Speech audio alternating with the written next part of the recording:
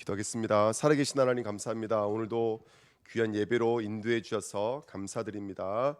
하나님, 우리 안에 있는 혼돈과 공허가 사라지며 혼돈을 이기시고 공허를 이기신 그리스도가 오늘도 빛이 되어 주시고 또 영적인 틀이 되어 주셔서 이 예배가 하나님을 담으며 하나님으로 채워주며 우리를 치료하시고 회복시켜 주셔서 정말 그리스도의 계절을 이룰 수 있도록 이 시간도 역사하여 주옵소서. 감사드리며 예수 그리스도의 이름으로 기도하옵나이다. 아멘. 우리 사도행전 16장입니다.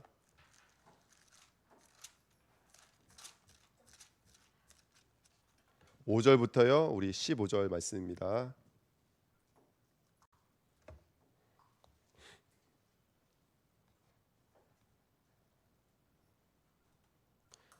말씀은 사도행전 16장 1절부터 15절 말씀입니다.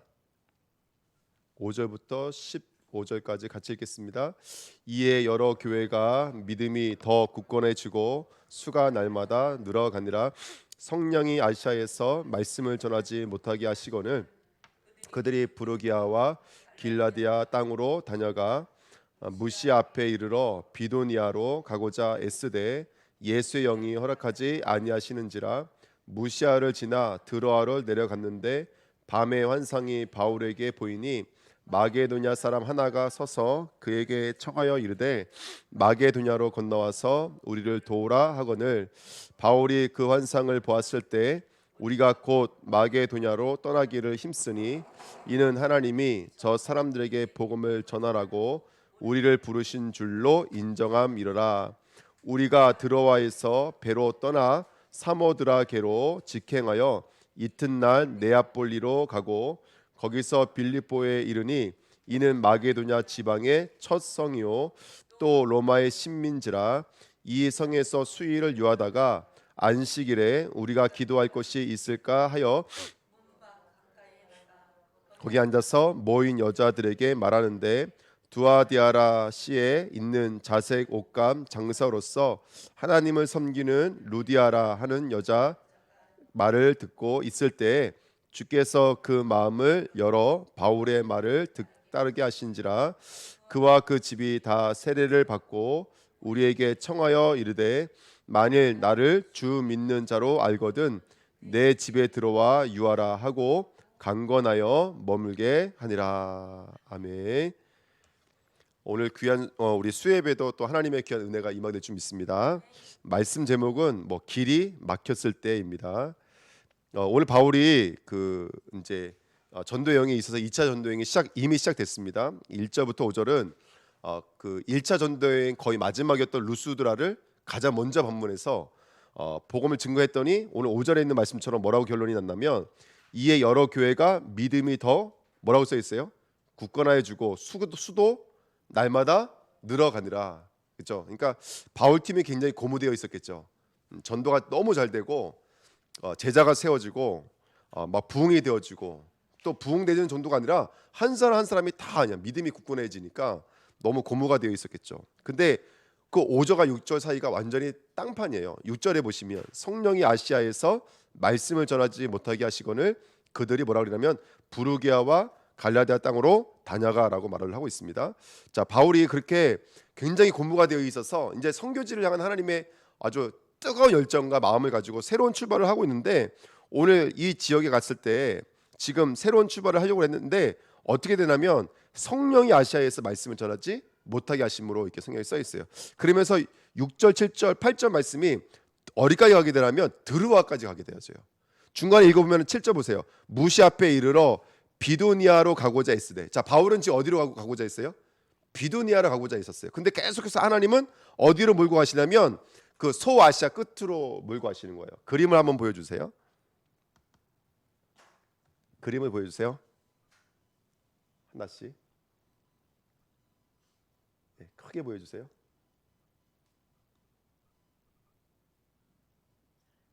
네, 전혀 제가 안 보이네.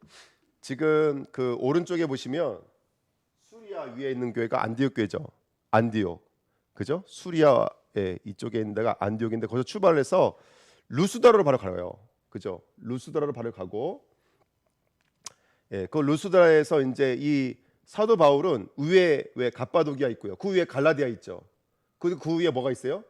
비두니아. 아까 써 있잖아요. 바울은 지금 어디로 가고 원했냐면 이게 바로 소아시아예요. 아시아 그러면 중국, 한국이 아니라 이게 바로 소아시아거든요. 그러니까 바울은 이렇게 해서 이렇게 한 바퀴 돌려고 그랬던 것 같아요.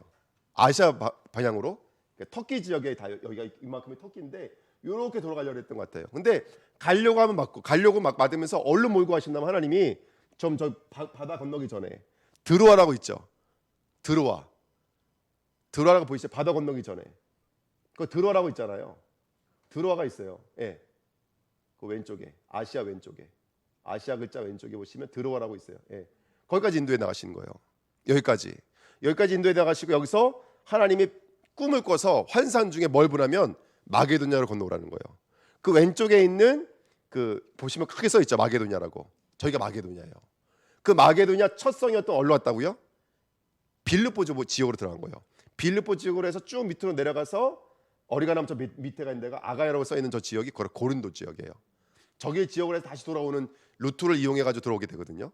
바울은 성경을 자세히 읽으면 바울은 오른쪽으로 꺾으려고 계속 오른쪽으로 꺾으려고 그러는데 하나님은 계속 막으셔서 어디로 보내시냐면 유럽으로 보내시는 거예요. 저 왼쪽이 지금 이 바다 건너가 저기 에게해 저 넘어가 바로 마게도냐가 유럽이라고 보시면 돼요. 이 소아시아와 유럽으로 나눠지는 지역인데 말씀을 보면서 완전히 하나님이 지금 바울의 여정을 막고 계시다는 사실을 알 수 있고 하나님이 그 여정을 막으셨다라는 것을 알 수가 있습니다. 직진으로 말하면 저기 드로아까지 그러니까 그 루스드라에서 드로아까지는 직진으로는 제가 볼 때는 800km 될까요? 1000km는 안 될 것 같아요. 근데 이제 우리가 알고 있겠지만 길이라고 하는 건 직진으로 안 나 있잖아요. 길이라고 하는 것은 산도 넘어야 되고 갔다가 틀리면 다시 나와야 되고 이런 여정을 다 합치면 신학자들이 말하는데 한 몇 킬로 되냐면 바울이 지금 드로아까지 가는 시간이 킬로 수가 한 1700km예요. 여러분 1700km면 어디까지 줄 아세요? 우리가 여기서 걸어가면 1700km면 육지를 지나가지고요. 제가 알기로는 거의 몽골까지 갈 거예요 아마. 1700km면 몽골도 지나갈 거예요 아마. 몽골 끝이 여기서 여기 끝이 1400km예요. 1400km인가 제가 잘 알고 있나? 그러니까 이게 1700km면 여러분 어느 정도 거리인지 대충 느낌 오시죠? 그렇죠? 그러니까 굉장히 먼 거리고 거기다가 몇 달이 걸렸냐면 뭐 신학자들마다 다 달라요. 4달, 2달 이렇게 말하고 있는데 지금 하루 이틀이 아니에요. 지금 이 짧은 이 두 줄, 세 줄이 바울의 여정에 있어 굉장히 어떻게 보면 영적으로 봤을 때는 어떻게 눈으로 봤을 때는 굉장히 큰 위기지 않았을까? 여러분 1700km가 그냥 거리가 아니잖아요. 직진으로 여기 나와 있는 거 이렇게 세워보면요, 직진으로 봐도 800km에서 1000km가 넘거든요. 근데 이 거리를 얼마나 많은 위협과 얼마나 많은 시련과 이걸 겪으면서 하나님은 드로아까지 보내셨을까? 만만한 거리는 아닌 걸로 알고 있습니다. 우리가 이제 이렇게 계속 내가 뭔가를 하려고 그랬대. 지금 한두 번도 아니고 그 아시아로 가려고 그러면 하나님 막으시고 또 비두니아로 가려면 막으시고 계속해서 오른쪽으로 가려고 막으셔서 하나님이 저 바다 끝으로 내몰고 계시거든요. 이걸 통해서 우리가 깨달을 수 있는 것은 뭐냐면 1번에 2번 보시면 우리가 오해를 한다는 거죠. 어떻게 오해를 하냐면 하나님이 함께하지 않으시는가? 사단이 역사하는가? 라고 오해할 때가 많다는 것이죠. 특별히 우리가 신앙생활하면서 이게 그냥 보통 문제가 아니라 우리가 무엇을 할 때 계속 일이 막히면 여기서 갈등이 사실 많이 와요. 예를 들어서 우리가 한번 생각해 보시죠. 우리 지금 성전 건축이 잘 진행되고 있지만 예를 들어서 성전 건축이 잘 진행이 안 됐어요. 그 여러분 어떻게 생각하십니까? 진행이 잘 안 됐을 때 하나님의 계획일까요? 아니면 하나님이 막으시는 걸까요? 굉장히 많이 혼돈되어지고 굉장히 많이 흔들리겠죠.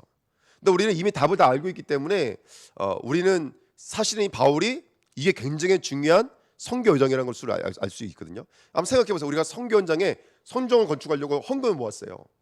근데 거기 막으셨어요. 코로나 때문에. 그럼 어떤 생각이 들까요? 그럼 선교하지 말아야 될까요? 뭐 여러 가지 복잡하고 의견들이 많이 나올 수가 있겠죠. 오늘 말씀드리고 싶은 것은 뭐냐면 우리는 오해할 수 있는데 오늘 우리 바울의 결론부터 우리가 살펴보면은 2번에 1번 보면은 막혔을 때 그때가 하나님의 가장 중요한 방법이라는 거예요.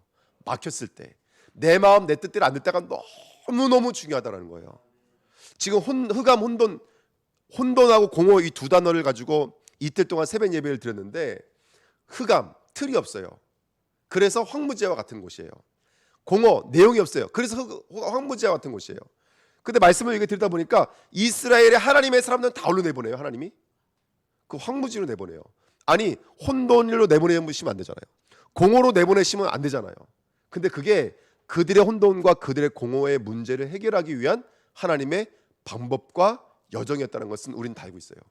그럼 바울이 겪었던 오늘의 길이 막혀지는 일들, 문이 닫혀지는 일들 속에는 뭐가 있냐면 하나님의 절대 계획에 담겨져 있다는 사실이 우리는 발견되어야 될 줄 믿습니다.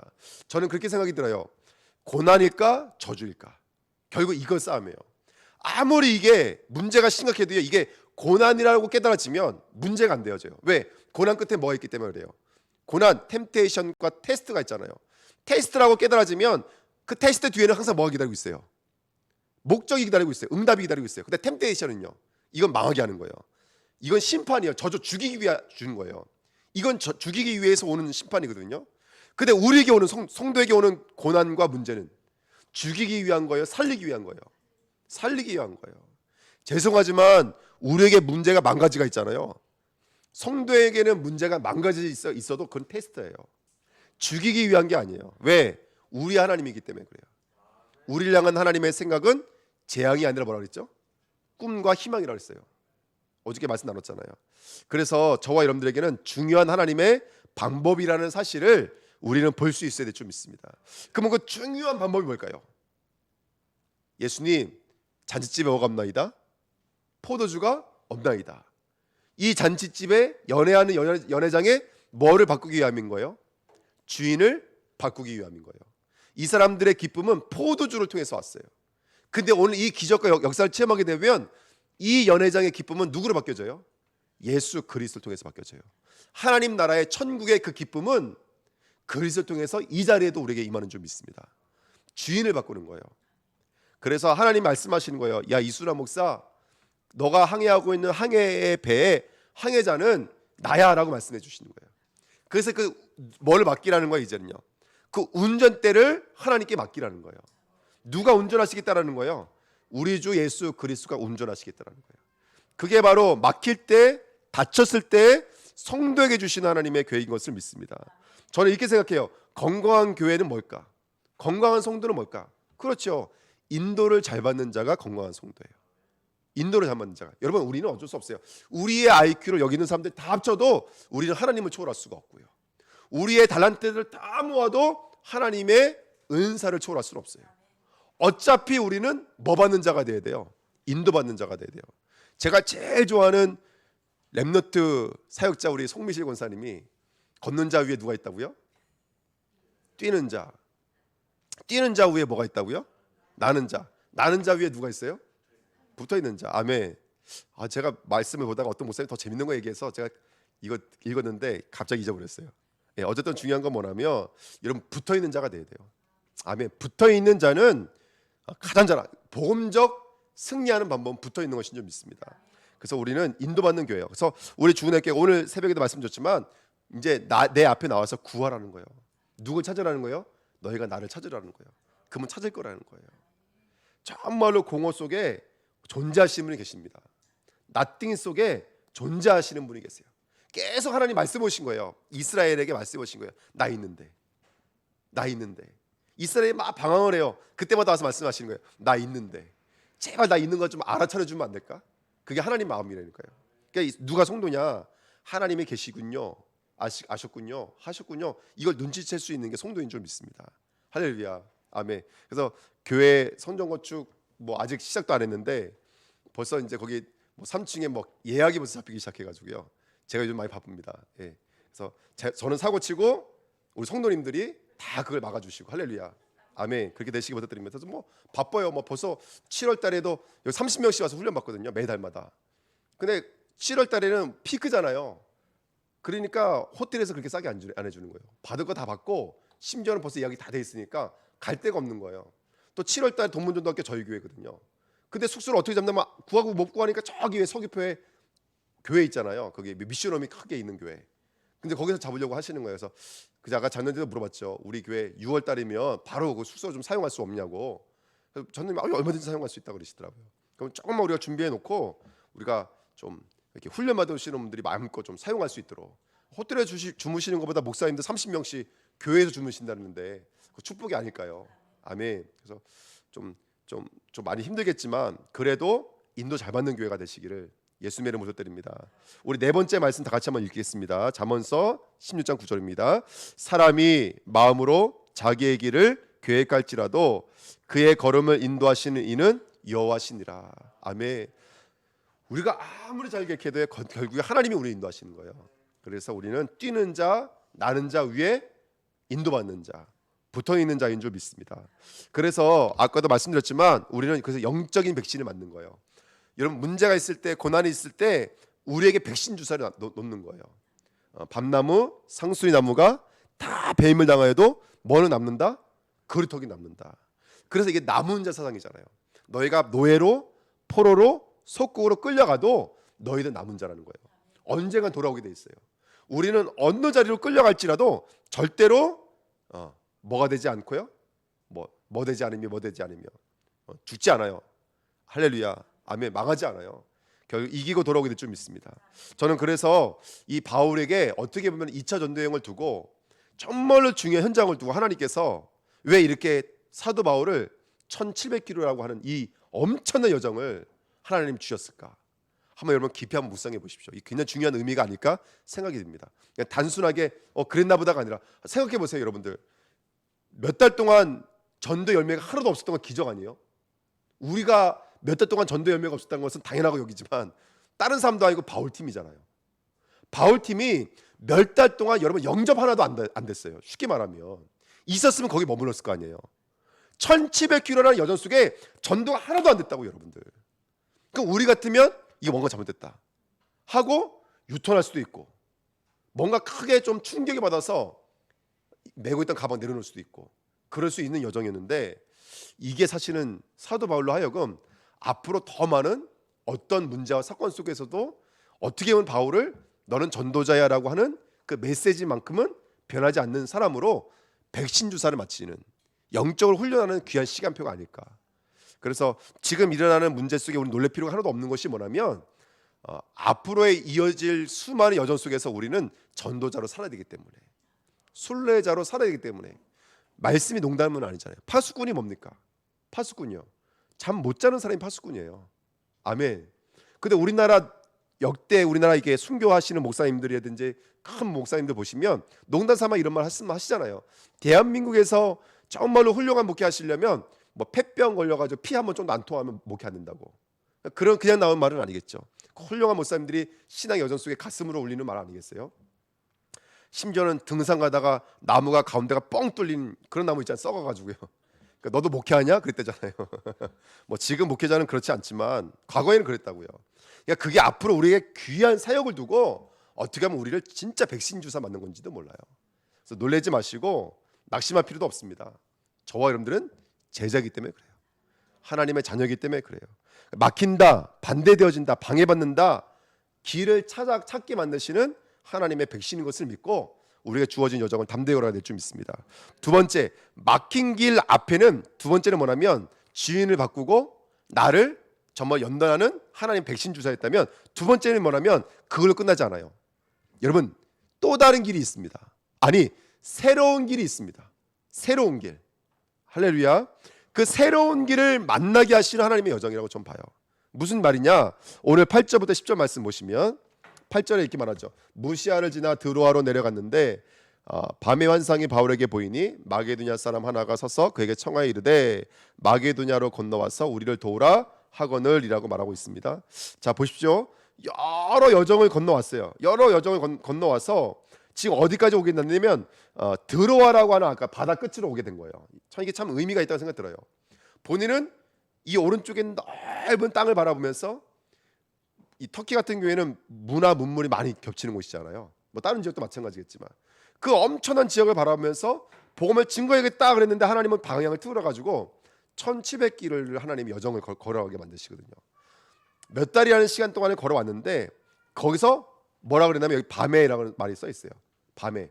그럼 지금 바울이 뭐 하고 있다는 얘기죠? 잠들었다는 얘기죠.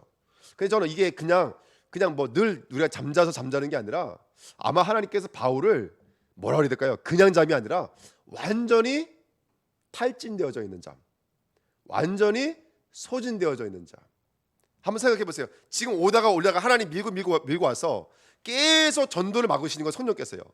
그러면 나는 오른쪽 절로 갔으면 좋겠는데 하나님께서 계속 몰아서 어디 와 있다고요? 앞에 이제 막다른 길에 도착한 거예요. 거기가 들어와요. 막다른 길이. 이제 바다까지 와 있는 거예요. 그러니까 이게 무슨 말이에요? 아니 전도라도 한 군데 대전인데 완전히 막다른 길까지 와 있는 거예요. 그러고 잠잤을 때 그때야 비로소 하나님께서 하나님의 음성이 사도 바울에게 하나님의 계획이 사도 바울을 찾아오는 시간표. 저는 이거 말씀 붙잡으면서 저는 단순한 잠이 아니다라고 생각했어요. 단순한 환상은 아니다. 사도 바울이 환상을 볼 때에는 3층천 정도 됐어요. 이게 무슨 말이죠? 내 영혼이 나를 떠나서 내 몸을 들여다볼 정도였어요. 무슨 말이냐면 사도 바울 자체가 거의 죽음에 임박할 만큼 영적으로나 육적으로나 완전히 자기 자신이 탈진되어 있는 상태, 완전히 힘 빠진 상태, 소진되어져 있는 상태.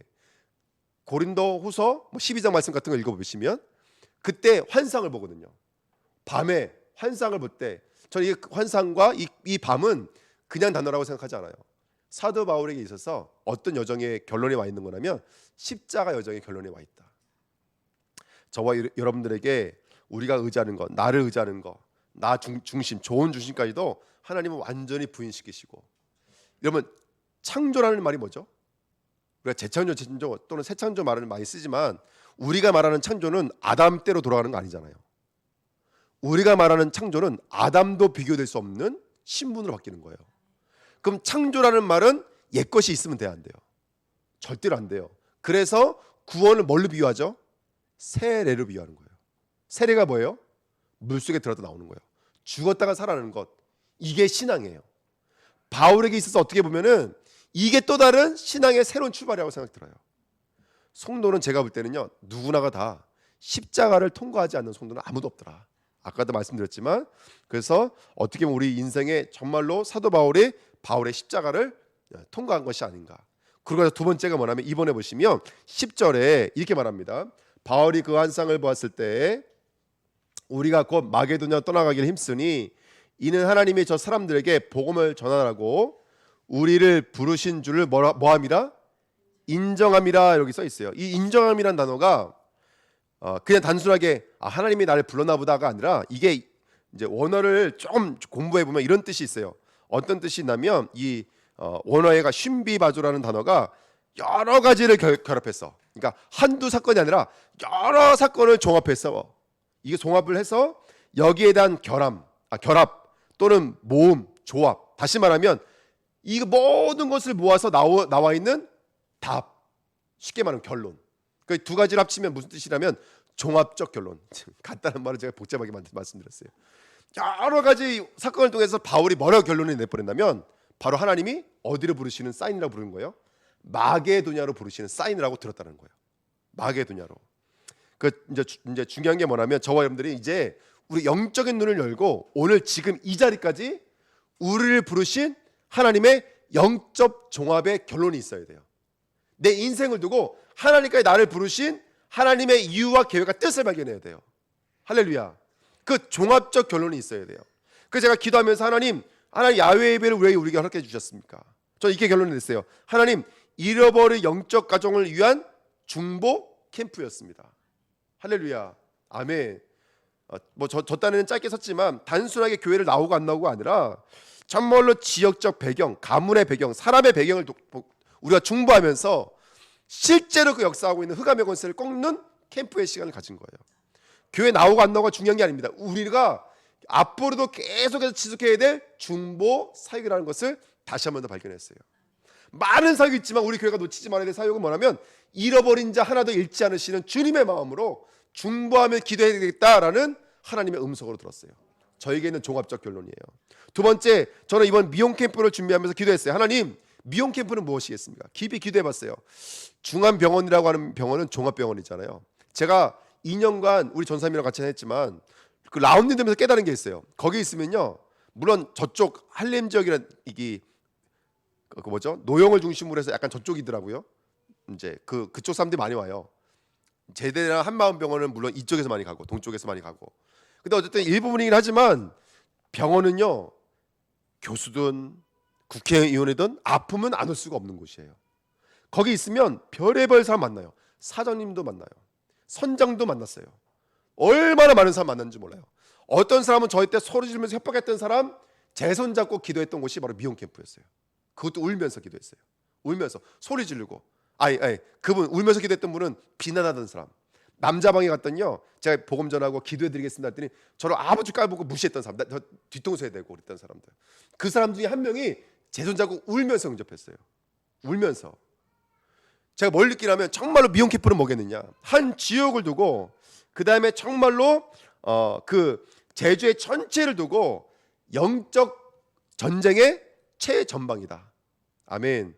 그래서 우리가 제주 현장을 두고 연전 전쟁의 최전방이 바로 우리가 아닐까. 그래서 전번에 이 미혼 캠프를 통해서 우리 주은혜교회가 연점 운동이 일어나고 특별히 복음을 선포하는 교육자와 중직자들이 세워지는 귀한 영적인 훈련장이 되어지는 시간표인 줄 믿습니다. 그래서 제가 아까도 우리 김미자 목사님 통화했지만 너무너무 흥분되고 너무너무 기대가 되어져요. 우리가 이게 복음을 전할 수 있는 시스템이 있다는 게 전 너무너무 감사해요. 그것도 우리 중직자님들, 제가 이제 조를 짤 거예요. 첫날은 목사하고 우리 전사님 두 분이 세 분이서 복음 전할 거고요. 그 다음부터 세 분씩 전 복음 전해야 되거든요. 그럼 제가 알기로는 아마 우리 전사님 두 분 같은 경우에는 매번 복음 전하고 싶으셔서 그 자리에 앉아 계실 거예요. 제가 뺄 거예요. 빼고 우리 중직자님을 제가 1, 2, 3, 1, 2, 3, 1, 2, 3 이렇게 정해놓고 아주 계속 구원의 길을 연습을 해가지고 그 자리에 앉혀서 계속 영접 운동할 수 있도록 도와드릴 거예요. 근데 여러분 한 시간만 동안 정신없이 복음 전하잖아요. 그러면 정말로 눈이 열려요. 영적으로 힘이 막 엄청나게 생겨요. 그런 귀한 캠프가 될 줄 믿습니다. 할렐루야. 그 다음에 성전 건축 캠프예요. 정말로 전 성전 건축 캠프를 통해서 첫 번째 중직자를 세우는 캠프가 될 거예요. 계속 우리가 훈련을 준비하려고 제가 지금 생각하고 있습니다.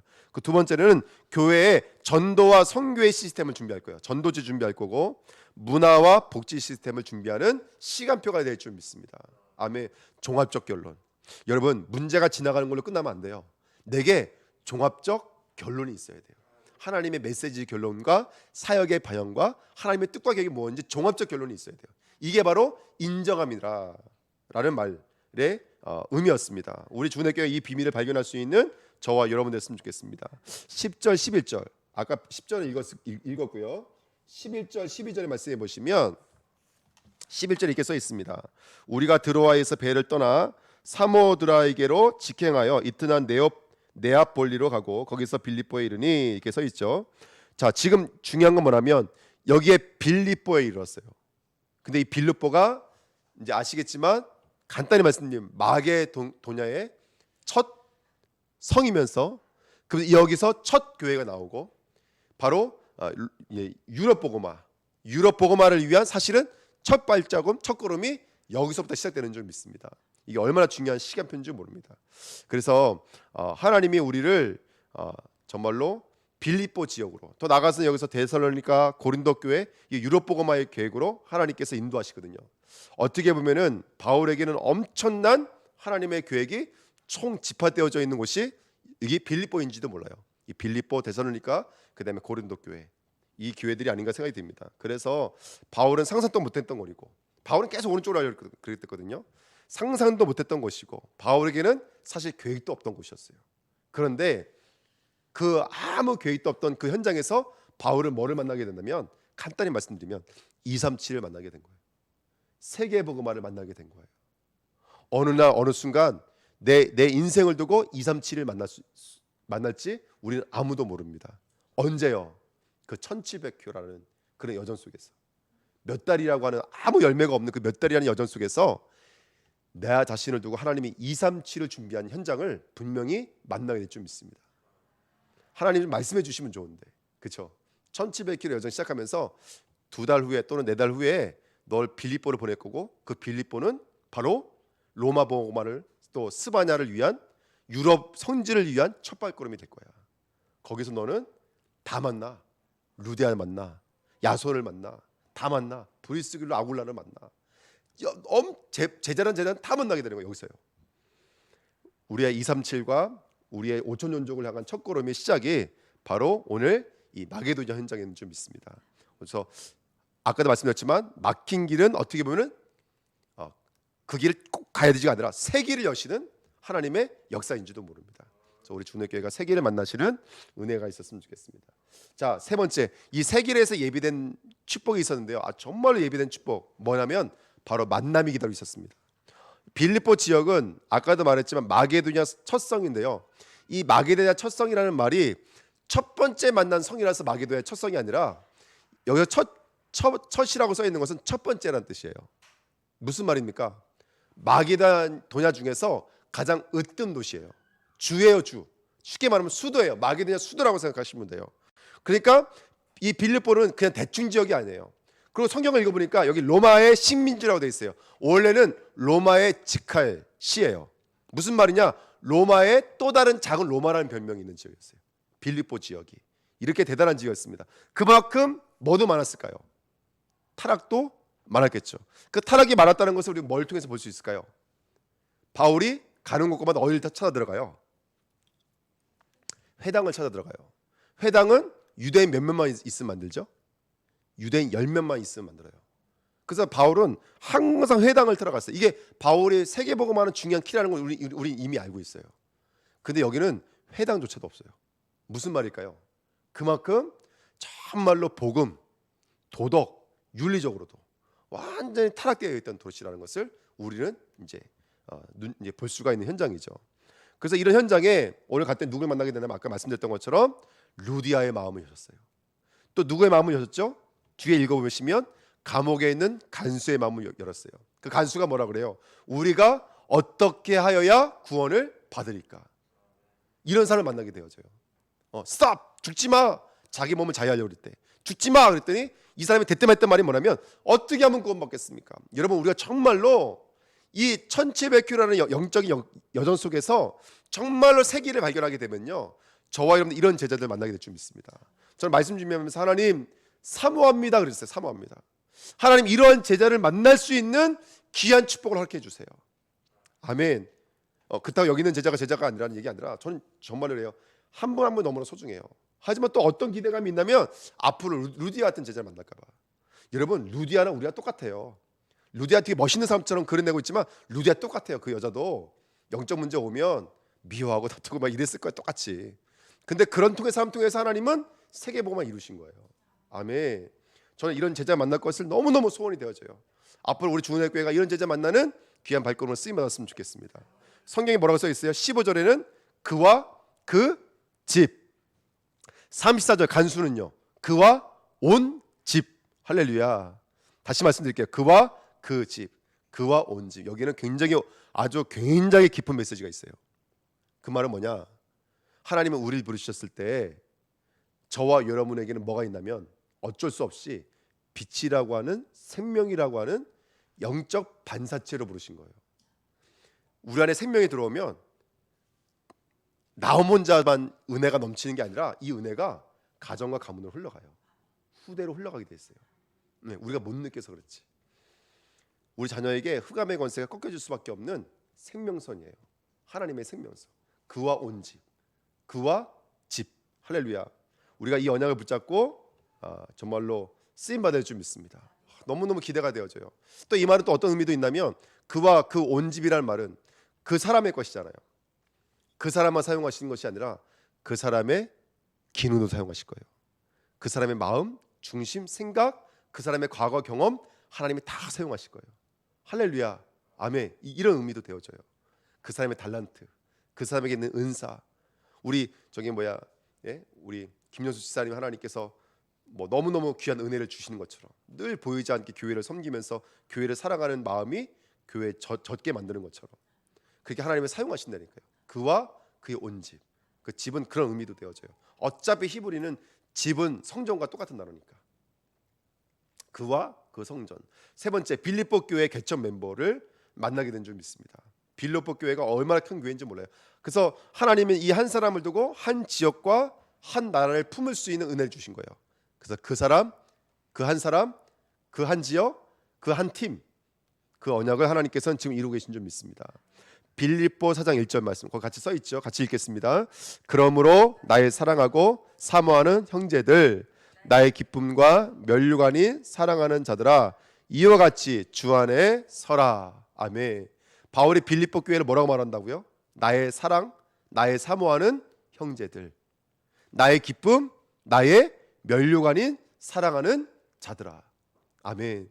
오늘 정말 두고두고 사랑하고 사랑해도 그 사랑이 식을 줄 모르는 이런 만남, 제자의 만남, 오늘 그 축복 누리시기를 예수님의 이름으로 부탁드립니다. 아멘.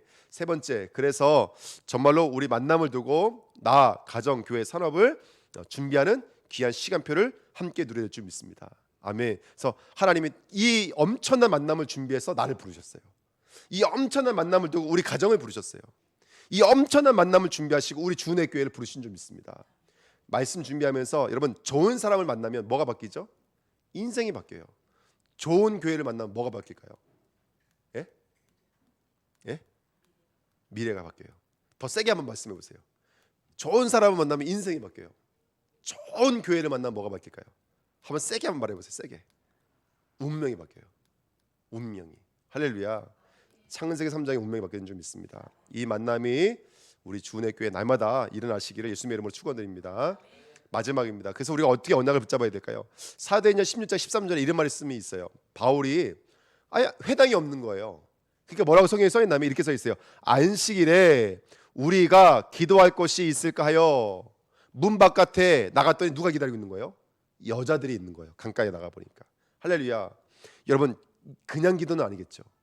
지금 우리가 특별 기도하고 있는데 우리가 마음을 담고 기도하는 이 시간에 정말 하나님은 그 기도의 시간에 그 준비하셨고 계획하셨던 자신의 뜻을 완전히 우리 앞에 펼쳐내실 줄 믿습니다. 할렐루야. 아멘. 그래서 제가 이제 주일날 우리 야예배 드리고 몸살 날 것 같아가지고 그 월요일날 새벽 예배 하루 시작을 말씀을 드렸어요.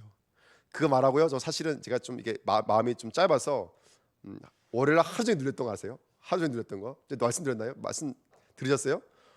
꿈까지 꿨다니까요. 저 빼고 우리 성도님들 저 빼고 새벽 예배 나오신 거예요. 그 월요일날. 그래서 내가 막 그런 꿈도 꾸랬는데 그때 제가 말씀을 드렸죠. 이제 누구한테 말씀을 드렸냐면 우리 장로님하고 우리 송미식 원장님한테 가서 월요일날 새벽 예배 없습니다라고 말씀을 드렸어요. 할렐루야.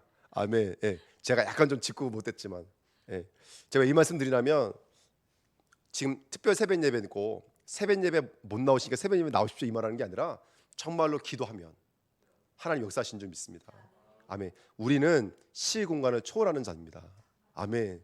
우리는 율법에 매여 있지 않습니다. 그렇다고 해서 또 틀이 무시한다는 건 아니에요. 하지만 우리가 정말로 말씀 붙잡고 원네스가 되어지면 하나님은 어디서든지 역사할 수 있습니다. 이왕이면 어디서든지 괜찮으니까 기도하라는 거예요. 기도하라는 거예요. 예.